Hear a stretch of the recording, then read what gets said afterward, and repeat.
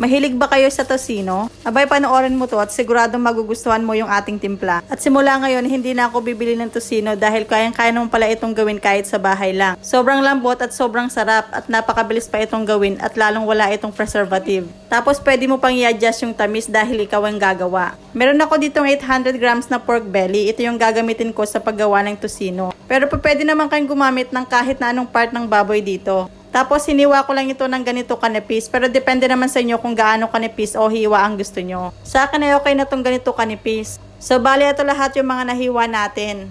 After nating mahiwa yung ating pork belly sa isang bowl ay pagsasama-samahin natin yung ating mga ingredients. Bali gagamit tayo dito ng 1 cup ng light brown sugar, half cup ng pineapple juice, 4 tablespoon of soy sauce, half tablespoon of salt, at ito ang ating sikreto para mas lumasa ang ating tocino. Kapag kasi ang garlic natin ay medyo malalaki ang pagkakahiwa, ay hindi maiwasan na kapag ito'y niluluto ay masusunog.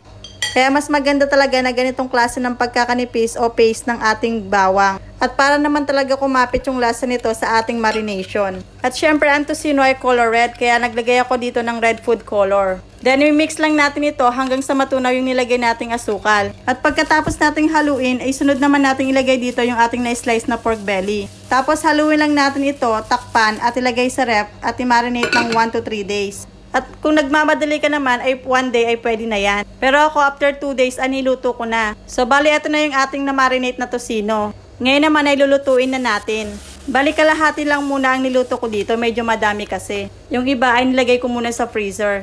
Naglagay lang ako dito ng konting marinade sauce at konting tubig. Bali hindi muna ako naglagay dito ng mantika, mas gusto ko kasi na pinapakulo muna yung mga tocino pag nagluluto ako. Bali pinakulo ko lang to hanggang sa mawala yung liquid.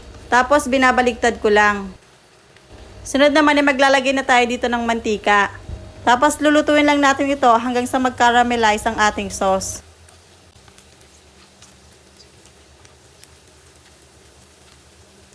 So ako, mas gusto ko yung ganitong tocino, yung medyo sunog yung sauce. So yan, luto na yung ating tocino. O diba, itsura pala, ang sarap na. Kasing lasa talaga siya ng nabibili natin sa labas. Bali, ito pa yung natira ko na ilalagay sa freezer. O diba, hindi ka talaga mabibitin. At syempre, mas masarap ang tocino pag papartneran pa natin ng sinangag.